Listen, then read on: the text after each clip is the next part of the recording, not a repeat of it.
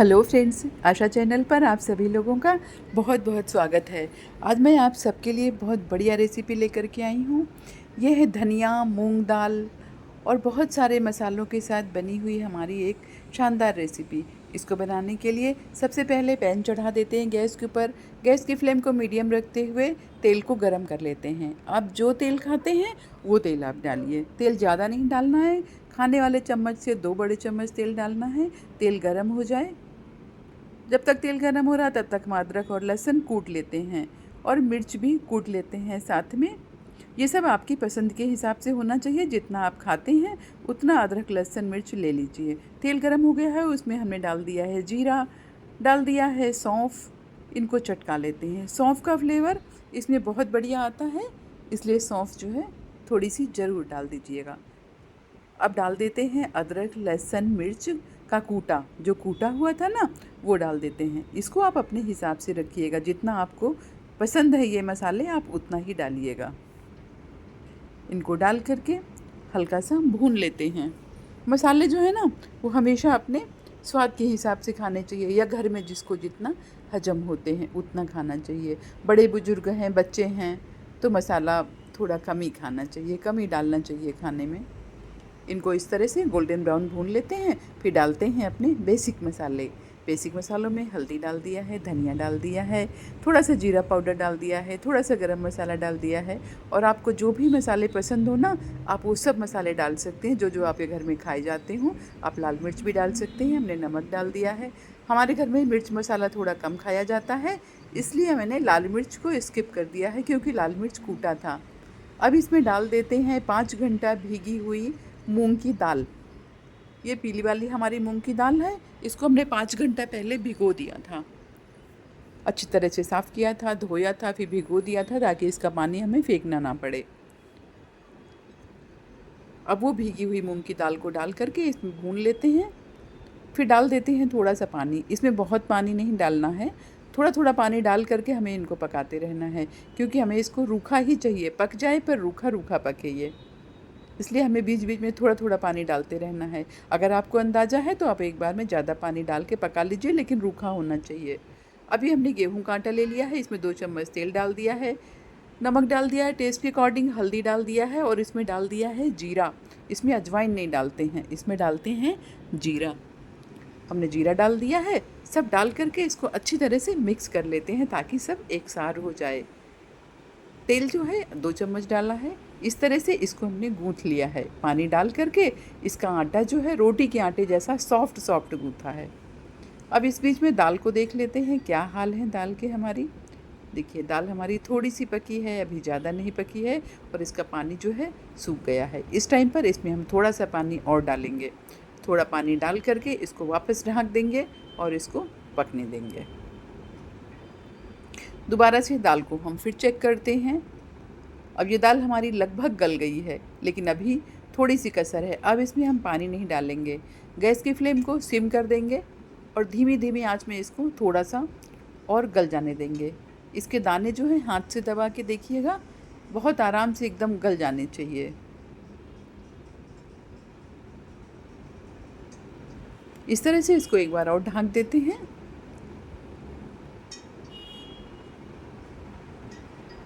अब देखिए, अब ये हमारी लगभग पक चुकी है।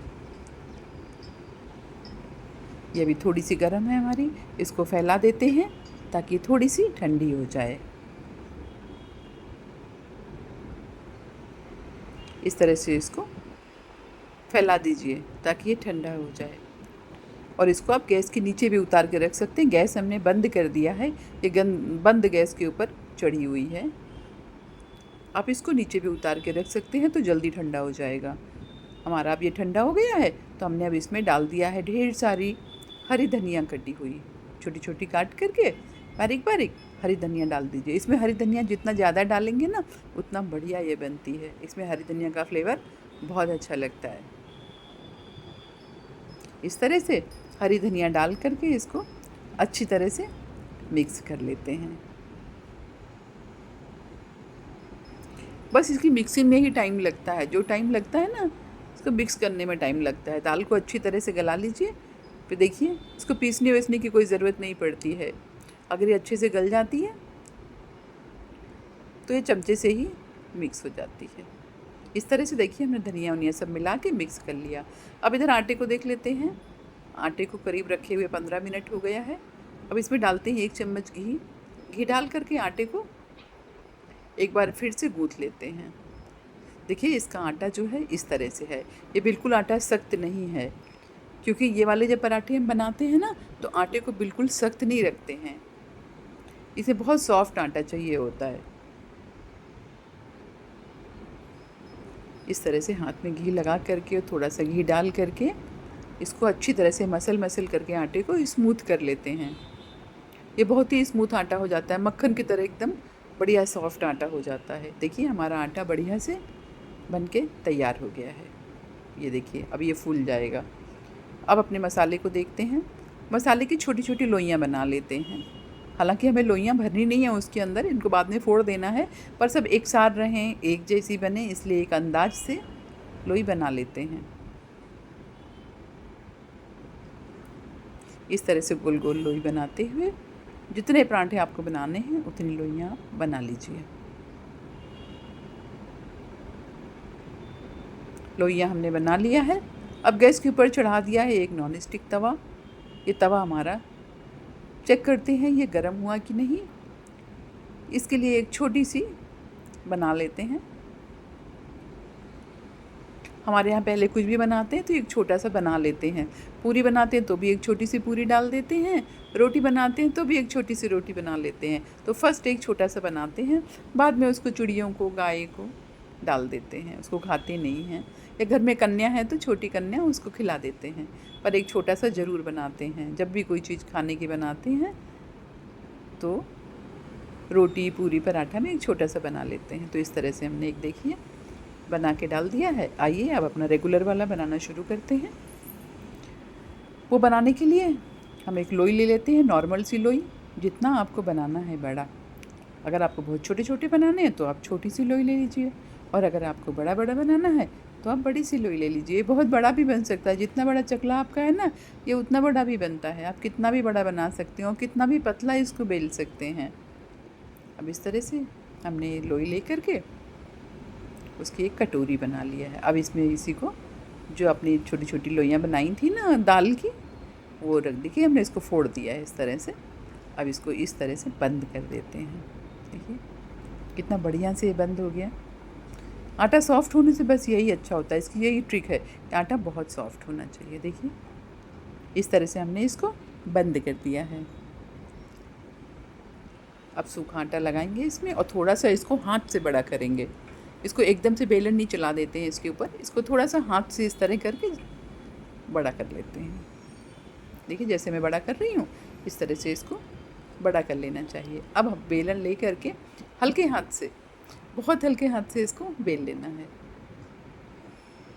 आटा सूखा रहता है तो कई बारी लोई हमारी सरक जाती है चकले पर से। देखिए कितने आराम से ये बेल रहा है। अब जो छोटी सी हमने डाली थी उसको भी सेक लेते हैं। सेक करके उसको हटा देते हैं और ये इसको तवे पर अपने डाल देते हैं। ये वाला तवा बढ़िया होता है, इसमें चिपकता नहीं है। वैसे लोहे का तवा तो बेस्ट माना जाता है खाना बनाने के लिए, लेकिन अगर कोई चिपकने वाली चीज़ है या कभी कुछ है तो आप इसमें बना सकते हैं। मेरे पास दोनों तवे हैं, लोहे का तवा पे। जनरली मैं लोहे के तवे में ही बनाती हूँ रोटियाँ, पर कभी ऐसा कुछ बनाना होता है तो मैं ये वाला तवा भी चढ़ा देती हूँ। अब जब तक ये पक रही है तब तक दूसरा बना लेते हैं। देखिए आटे की कटोरी बनाते हैं ऐसे पहले हाथ से, और उसमें दाल की जो लोई बनाई थी वो रख के उसको फोड़ देते हैं। ताकि फोड़ते इसलिए कि पूरे में बराबर फैले वो, नहीं तो सख्त की सख्त एक जगह रखी रहेगी, इसलिए उसको फोड़ देते हैं, हाथ से फैला देते हैं। इस तरह से करके इसको इसी में आटे को सेट कर देते हैं अच्छी तरह से। ये देखिए ये हमारा पक गया है। इसको पलट देते हैं। जब एक साइड पक जाए तो पलट करके दूसरी साइड आप इसमें ऑयल ब्रश कर दीजिए। ऑयल लगा, आप चम्मच से भी तेल लगा सकते हैं, पर चम्मच से क्या होता है ज़्यादा तेल लग जाता है। हमारे घर में बहुत तेल मसाले नहीं खाए जाते हैं, तो इसीलिए कम तेल जाए उसमें, इसलिए ब्रश से ही मैं लगा देती हूँ। या तो कई बार कलछुल से लगा देती हूँ। ये जो कलछुल पलटा है ना, ये जिसे पलट रही हूँ मैं, इसको ही ऑयल में डुबो करके लगा देती हूँ। ये घी में डुबो के घी लगा देती हूँ, लगाना होता है तो। पर इसके लिए क्या होता है, थोड़ा बड़ी सी प्याली में हमको तेल या घी लेना पड़ता है ताकि ये पूरा डिप हो जाए उसमें। ब्रश के लिए छोटी कटोरी में ले लो तो भी चलता है। इस तरह से देखिए हमने लगा दिया है। लगा करके इसको दबा दबा करके सेक लेंगे। ब्रश से भी काफ़ी मात्रा में लग जाता है, इतना कम भी नहीं लगता है। इस तरह दबा दबा करके इनको सेक लेते हैं। अगर इनकी हवा निकल जाती है ना साइड से, कहीं थोड़ा सा भी खुल जाता है तो ये फूलना रुक जाता है इनका, नहीं तो ये बहुत फूलते हैं, गोल गोल कटोरी जैसे पूरे फूल जाते हैं। इस तरह से इनको पलट पलट करके दोनों साइड से बढ़िया सा गोल्डन सेक लेते हैं, गोल्डन गोल्डन।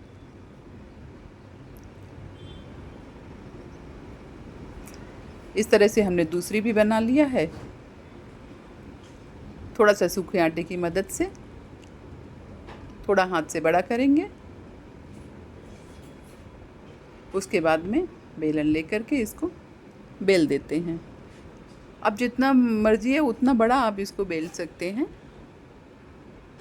ये बिल्कुल भी फटता नहीं है और बेलने में मुश्किल नहीं करता है। अगर आप हल्का हाथ रखेंगे तो आराम से बेल जाता है।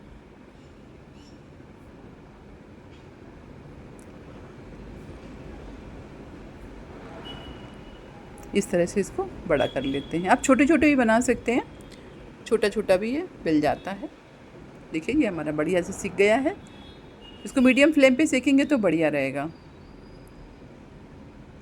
तवा खाली हो गया है, अब इस पर डाल देते हैं अपना दूसरा वाला।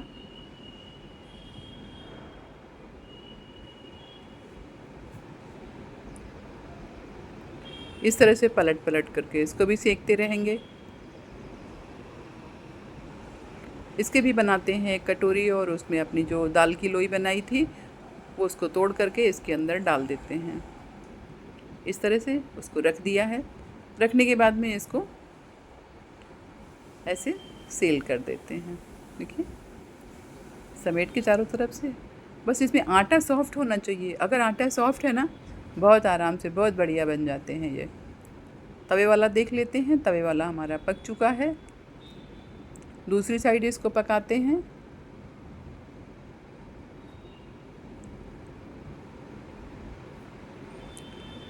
अब इसको सूखा आटा लगा करके इसको बेल लेते हैं इस तरह से।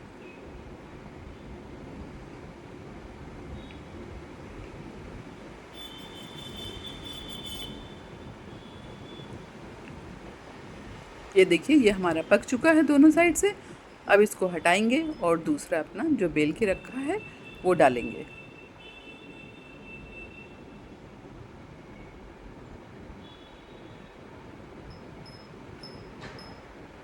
ये देखिए इस तरह से हमने इसको डाल दिया है। अब इसको भी पका लेंगे, सेम उसी प्रोसेस से इसको ही पकाना है। एक साइड पक जाए फिर हमको पलट देना है। गैस की फ्लेम को मीडियम टू हाई के बीच में रखना है। बहुत हाई रखेंगे तो जल जाएगा, सिम रखेंगे तो कड़ा हो जाएगा, ये सॉफ्ट नहीं बनेगा पकने में। इसलिए गैस की फ्लेम का थोड़ा सा ध्यान रखना पड़ता है कि धीमी ना हो और बहुत तेज़ भी ना हो। मीडियम टू हाई के बीच में करते हुए इसको घुमाते हुए पका लेते हैं।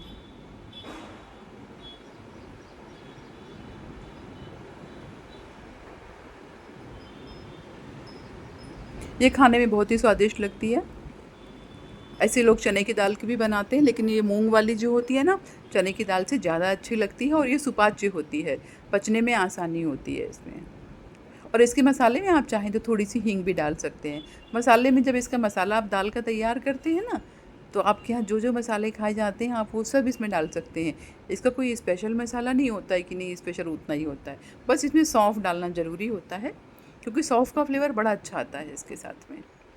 इस तरह से देखिए ये भी पक गई है, इसको हटा लेते हैं और इसी तरह से सब अपनी सेक लेते हैं एक एक करते हुए। तो हमारी देखिए बहुत प्यारी सी बढ़िया सी रेसिपी ये बन करके तैयार हो गई है। अगर आप लोगों को पसंद आया हो तो मेरे चैनल को प्लीज़ लाइक शेयर सब्सक्राइब ज़रूर कर दीजिएगा।